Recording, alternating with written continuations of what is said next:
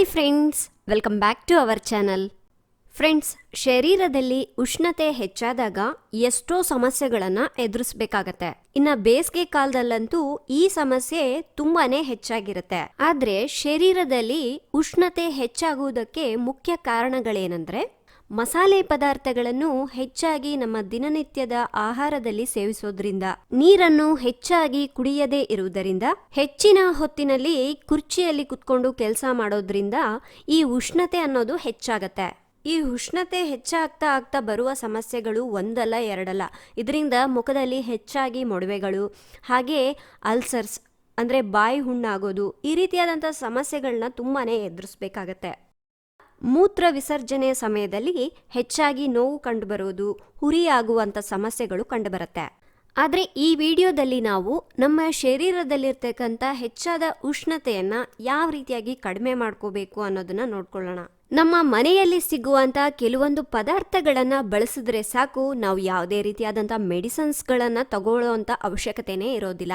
ನೀವು ಈ ವಿಡಿಯೋನ ಪೂರ್ತಿಯಾಗಿ ನೋಡೋದಕ್ಕಿಂತ ಮೊದಲು ನೀವು ಈ ವಿಡಿಯೋಗೋಸ್ಕರ ವೇಟ್ ಮಾಡ್ತಾ ಇದ್ರಾ? ಹಾಗಾದರೆ ಪ್ಲೀಸ್ ಒಂದು ಲೈಕ್ನ ಕೊಡಿ. ನೀವಿನ್ನೂ ನಮ್ಮ ಚಾನಲ್ನ ಸಬ್ಸ್ಕ್ರೈಬ್ ಮಾಡ್ಕೊಂಡಿಲ್ಲ, ಇದೇ ಮೊದಲು ಬಾರಿಗೆ ನೋಡ್ತಾ ಇದ್ರೆ ಪ್ಲೀಸ್ ಕೆಳಗೆ ಕಾಣುವ ರೆಡ್ ಕಲರ್ ಸಬ್ಸ್ಕ್ರೈಬ್ ಬಟನನ್ನು ಕ್ಲಿಕ್ ಮಾಡಿ. ಆನಂತರ ಪಕ್ಕದಲ್ಲಿ ಕಾಣುವಂಥ ಬೆಲ್ ಐಕಾನನ್ನು ಕ್ಲಿಕ್ ಮಾಡಿ. ಇದರಿಂದ ನಮ್ಮ ಮುಂಬರುವ ಹೊಸ ವಿಡಿಯೋಸ್ಗಳನ್ನ ಮೊದಲು ನೀವೇ ನೋಡ್ಬೋದು. ಈಗ ಒಂದು ಪಾತ್ರೆಯನ್ನು ತಗೊಳ್ಳಿ. ಇದರಲ್ಲಿ ಸಬ್ಜಾ ಬೀಜವನ್ನು ಹಾಕ್ಕೋಬೇಕು. ಸಬ್ಜಾ ಬೀಜ ನಮಗೆ ಮಾರ್ಕೆಟಲ್ಲಿ ಸುಲಭವಾಗಿ ಸಿಗುತ್ತೆ. ಇದನ್ನು ಚಿಯಾ ಸೀಡ್ಸ್ ಅಂತ ಕೂಡ ಕರೀತಾರೆ. ನೋಡಿ, ಈ ರೀತಿ ಚಿಕ್ಕದಾಗಿ ಇರುತ್ತೆ. ಜಸ್ಟ್ ನೀವು ಒಂದು 10 ರೂಪಾಯಿ ತೊಗೊಂಡ್ರೆ ಸಾಕು, ಆರಾಮಾಗಿ 1 ತಿಂಗಳವರೆಗೂ ಆರಾಮಾಗತ್ತೆ. 1 ಸ್ಪೂನಷ್ಟು ಹಾಕ್ಕೊಳ್ಳಿ, ಸಾಕಾಗತ್ತೆ. ಇಬ್ಬರಿಗೆ ನಾನು 1 ಟೇಬಲ್ ಸ್ಪೂನಷ್ಟು ತೊಗೊಂಡಿದ್ದೀನಿ. ನೋಡಿದ್ರಲ್ವಾ, ಈ ಸೀಡ್ಸ್ ಈ ರೀತಿ ಚಿಕ್ಕದಾಗಿ ಸಣ್ಣಕ್ಕಿರುತ್ತೆ. ಈ ಬೀಜಗಳನ್ನು ಫಾಲೂದಾಗೆಲ್ಲ ಬಳಸ್ತಾ ಇರ್ತಾರೆ, ನೀವು ನೋಡೇ ಇರ್ತೀರಾ, ಐಸ್ ಕ್ರೀಮಲ್ಲಿ ಸಿಗ್ತಾ ಇರುತ್ತೆ ಇದೆಲ್ಲ. ಕೆಲವರು ಗೊತ್ತಿಲ್ಲ ನಮಗೆ ಇದು ಹೇಗಿರುತ್ತೆ, ಎಲ್ಲಿ ಸಿಗುತ್ತೆ ಅಂತ ಕೇಳಿದರು, ಅದಕ್ಕಾಗಿ ಹತ್ತಿರದಿಂದ ತೋರಿಸಿದ್ದೀನಿ. ನೆಕ್ಸ್ಟ್ ಇದಕ್ಕೆ ನೀರನ್ನ ಹಾಕೋಬೇಕು. ನಾನಿಲ್ಲಿ ಇಬ್ಬರಿಗೆ ಮಾಡ್ತಾ ಇರೋದ್ರಿಂದ 2 ಗ್ಲಾಸ್ನಷ್ಟು ನೀರನ್ನ ಹಾಕ್ತಾ ಇದ್ದೀನಿ. ಸೊ ನೀವು ಬೇಕಾದರೆ ಜಾಸ್ತಿ ಕೂಡ ಮಾಡಿಟ್ಕೊಂಡ್ಬಿಟ್ಟು ಬೆಳಗ್ಗೆಯಿಂದ ಸಾಯಂಕಾಲದವರೆಗೂ ಸ್ಟೋರ್ ಮಾಡಿಕೊಂಡು ಕುಡಿಬಹುದು. ಸೊ 2 ಗ್ಲಾಸ್ನಷ್ಟು ನಾರ್ಮಲ್ ವಾಟರ್ನ ಹಾಕ್ಕೊಳ್ಳಿ. ಇದು ಚೆನ್ನಾಗಿ ಒಂದು ಅರ್ಧ ಗಂಟೆನಾದರೂ ನೆನಿಬೇಕು. ನಿಮ್ಗೊಂದು ವೇಳೆ ಟೈಮ್ ಇತ್ತು ಅಂತ ಹೇಳಿದ್ರೆ ರಾತ್ರಿ ನೆನೆ ಹಾಕಿಬಿಟ್ಟು ಮಾರನೇ ದಿವಸ ಬೆಳಗ್ಗೆಗೆ ಉಪಯೋಗಿಸ್ಕೋಬೋದು. ನೆಕ್ಸ್ಟ್ ನಾನಿಲ್ಲಿ ಸ್ವೀಟ್ಗಾಗಿ ಕಲ್ಸಕ್ಕರೆನ ಉಪಯೋಗಿಸ್ತಾ ಇದ್ದೀನಿ. ನೀವು ಯಾವುದೇ ಕಾರಣಕ್ಕೂ ನಾರ್ಮಲ್ ಸಕ್ಕರೆನ ಉಪಯೋಗಿಸ್ಬೇಡಿ, ಹಾಗೆ ಬೆಲ್ಲನ ಸಹ ಉಪಯೋಗಿಸ್ಬೇಡಿ, ಅದು ಕೂಡ ಹೀಟ್ ಆಗುತ್ತೆ. ಈ ರೀತಿ ಕಲ್ಸಕ್ಕರೆನ ತಂದಿಟ್ಕೊಂಬಿಡಿ. ಕಲ್ಸಕ್ಕರೆನ ಸ್ವಲ್ಪ ಕುಟ್ಬಿಟ್ಟು ಅದನ್ನು ಹಾಕ್ಕೊಳ್ಳಿ. ಇದರಲ್ಲೇ ವೈಟ್ ಕಲರ್ ಕಲ್ಸಕ್ಕರೆ ಬರುತ್ತೆ, ಅದಾದರೂ ಕೂಡ ಯೂಸ್ ಮಾಡ್ಕೋಬೋದು. ಇದು ಕೂಡ ನಮ್ಮ ದೇಹಕ್ಕೆ ತುಂಬಾ ತಂಪು. ಸೊ ನಿಮ್ಮ ಟೇಸ್ಟಿಗೆ ಎಷ್ಟು ಬೇಕೋ ಅಷ್ಟು ಹಾಕ್ಕೊಳ್ಳಿ. ನಾನಿಲ್ಲಿ ಒಂದು 3 ಸ್ಪೂನಷ್ಟು ಹಾಕ್ತೀನಿ. 3 ಸ್ಪೂನ್ ಆದರೆ ಕರೆಕ್ಟಾಗಿ ಆಗುತ್ತೆ. ಈ ಸಬ್ಜಾ ಬೀಜ ಚೆನ್ನಾಗಿ ನೆನಿಬೇಕು, ಹಾಗೆ ಕಲ್ಸಕ್ಕರೆನೂ ಅಷ್ಟರಲ್ಲಿ ಕರಗಿರುತ್ತೆ. ಚೆನ್ನಾಗಿ ಒಂದ್ಸಲ ಮಿಕ್ಸ್ ಮಾಡ್ಕೊಳ್ಳಿ. ಈ ಬೀಜ ಎಲ್ಲ ಚೆನ್ನಾಗಿ ಟ್ರಾನ್ಸ್ಪರೆಂಟ್ ಆಗುತ್ತೆ, ಜೆಲ್ ಥರ ಆಗುತ್ತೆ. ಒಂದು ಅರ್ಧ ಗಂಟೆ ಸೈಡಿಗೆ ಎತ್ತಿಡೋಣ. ನೋಡಿದ್ರಲ್ವಾ, ನೆಂದ ಮೇಲೆ ಈ ರೀತಿ ಚೆನ್ನಾಗಿ ದಪ್ಪ ದಪ್ಪ ಆಗಿರುತ್ತೆ. ನಾನು ಆಲ್ರೆಡಿ ಸಬ್ಜಾ ಬೀಜನ ಉಪಯೋಗಿಸೋದ್ರಿಂದ ಏನೆಲ್ಲ ಬೆನಿಫಿಟ್ ಸಿಗುತ್ತೆ ಅಂತ ಕೂಡ ತಿಳಿಸಿದ್ದೀನಿ. ಸೊ ನೀವು ನೋಡಿಲ್ಲ ಅಂದರೆ ಡಿಸ್ಕ್ರಿಪ್ಷನಲ್ಲಿ ಲಿಂಕ್ ಇದೆ, ಚೆಕ್ ಮಾಡಿ. ಹಾಗೆ ಇದಕ್ಕೆ ಒಂದು 1/4 ಸ್ಪೂನಷ್ಟು ಏಲಕ್ಕಿ ಪುಡಿನ ಹಾಕ್ಕೊಳ್ಳಿ. ಏಲಕ್ಕಿ ಪುಡಿ ಕೂಡ ಅಷ್ಟೇ ನಮ್ಮ ದೇಹಕ್ಕೆ ತಂಪು ಅನ್ನೋದು ಗೊತ್ತಿದೆ ಅಲ್ವಾ. ಸೊ ಸ್ವಲ್ಪ ಆದರೆ ಸಾಕು, ಹಾಗೆ ಟೇಸ್ಟು ಫ್ಲೇವರ್ ಕೂಡ ತುಂಬ ಚೆನ್ನಾಗಿರುತ್ತೆ. ಇನ್ನು ಲಾಸ್ಟ್ನೇದಾಗಿ ಒಂದು ಅರ್ಧದಷ್ಟು ನಿಂಬೆಹಣ್ಣನ್ನು ಕಟ್ ಮಾಡಿಬಿಟ್ಟು ನಿಂಬೆಹಣ್ಣಿನ ರಸನ ಹಾಕ್ಕೊಳ್ಳಿ. ಸೊ ಇದ್ರ ಫ್ಲೇವರ್ ಕೂಡ ಚೆನ್ನಾಗಿರುತ್ತೆ, ಹಾಗೆ ಆರೋಗ್ಯಕ್ಕೂ ತುಂಬ ಒಳ್ಳೆಯದು.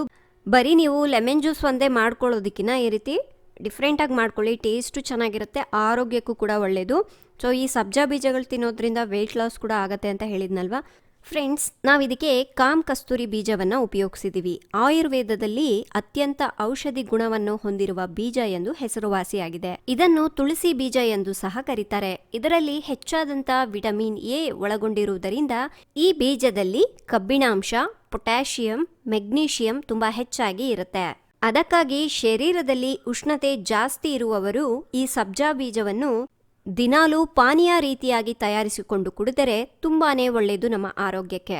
ಕಲ್ಸಕ್ಕರೆ ಮತ್ತು ನಿಂಬೆ ರಸ, ಏಲಕ್ಕಿ ಪುಡಿ ಜೊತೆ ಸೇರಿಸಿ ಕುಡಿದರೆ ದೇಹಕ್ಕೆ ಬೇಕಾದಂಥ ಪೋಷಕಾಂಶಗಳು ಇದರಲ್ಲಿ ದೊರೆಯುತ್ತೆ. ಜೊತೆಗೆ ಉರಿಮೂತ್ರ, ಅಧಿಕ ಉಷ್ಣತೆಯಿಂದ ಮೂಗಿನಲ್ಲಿ ರಕ್ತ ಸೋರುವಂತಹ ಸಮಸ್ಯೆಗಳನ್ನು ಸಹ ಕಡಿಮೆ ಮಾಡ್ಕೋಬಹುದು. ಫ್ರೆಂಡ್ಸ್, ಈ ರೀತಿ ತಯಾರಿಸಿಕೊಂಡಿಟ್ಟ ಈ ಪಾನೀಯವನ್ನು ನೀವು ಯಾವ ಸಮಯದಲ್ಲಿ ಬೇಕಾದರೂ ಕುಡಿಬಹುದು. ಪ್ರತಿ ದಿವಸ 1 ಲೀಟರ್ನಷ್ಟು ಈ ರೀತಿ ನೀರನ್ನು ತಯಾರಿಸಿಕೊಂಡು ಇಡೀ ದಿನ ಸ್ವಲ್ಪ ಸ್ವಲ್ಪವಾಗಿ ತಗೋಬಹುದು. ಈ ಡ್ರಿಂಕ್ನ ಮಕ್ಕಳಿಂದ ಹಿಡಿದು ಪ್ರತಿಯೊಬ್ಬರು ಸಹ ತಗೋಬಹುದು. ಆದರೆ ಶುಗರು, ಡಯಾಬಿಟಿಸ್ ಇರೋರು ಕಲ್ ಸಕ್ಕರೆನ ಸ್ಕಿಪ್ ಮಾಡಿಬಿಟ್ಟು ಈ ಜ್ಯೂಸ್ನ ಕುಡಿಬಹುದು. ಫ್ರೆಂಡ್ಸ್, ದೇಹದ ಉಷ್ಣತೆಯನ್ನು ಕಡಿಮೆ ಮಾಡ್ಕೊಳ್ಳಿಕ್ಕೆ ಇನ್ನೂ 1-2 ಟಿಪ್ ಆಲ್ರೆಡಿ ನಾನು ತಿಳಿಸಿದ್ದೀನಿ. ನೀವು ಅದನ್ನು ಕೂಡ ನೋಡಿಲ್ಲ ಅಂದರೆ ಡಿಸ್ಕ್ರಿಪ್ಷನಲ್ಲಿ ಲಿಂಕ್ ಇರುತ್ತೆ, ಚೆಕ್ ಮಾಡ್ಕೊಳ್ಳಿ. ಸೊ ನಿಮಗೂ ಕೂಡ ಈ ಒಂದು ಡ್ರಿಂಕ್ ತುಂಬಾ ಇಷ್ಟ ಆಗಿದೆ ಅನ್ಕೋತಾ ಇದ್ದೀನಿ. ನೀವು ಕೂಡ ಹಿಂದೆ ಟ್ರೈ ಮಾಡಿ, ತುಂಬಾ ಒಳ್ಳೆಯದು ನಮ್ಮ ಆರೋಗ್ಯಕ್ಕೆ. ಹಾಗೆ ನಿಮಗೆ ಈ ವಿಡಿಯೋ ಇಷ್ಟ ಆಗಿದ್ರೆ ಪ್ಲೀಸ್ ಒಂದು ಲೈಕ್ನ ಕೊಡಿ. ನಿಮ್ಮ ಫ್ರೆಂಡ್ಸ್ಗೆ, ಫ್ಯಾಮಿಲಿ ಮೆಂಬರ್ಸ್ಗೂ ಸಹ ಶೇರ್ ಮಾಡೋದನ್ನು ಮಾತ್ರ ಮರಿಬೇಡಿ. ಇನ್ನೂ ಇದೇ ರೀತಿಯಾದಂಥ ಒಳ್ಳೆ ಟಿಪ್ಸ್ಗಳಿಗಾಗಿ ಹಿಂದೆ ನಮ್ಮ ಮಾಯಾ ಲೋಕ ಕನ್ನಡ ಚಾನಲ್ಗೆ ಸಬ್ಸ್ಕ್ರೈಬ್ ಆಗಿ. ನಾಳೆ ಇನ್ನೊಂದು ಹೊಸ ಟಿಪ್ನೊಂದಿಗೆ ಮತ್ತೆ ಸಿಗೋಣ. ಅಲ್ಲಿವರೆಗೂ ಟೇಕ್ ಕೇರ್, ಬಾಯ್.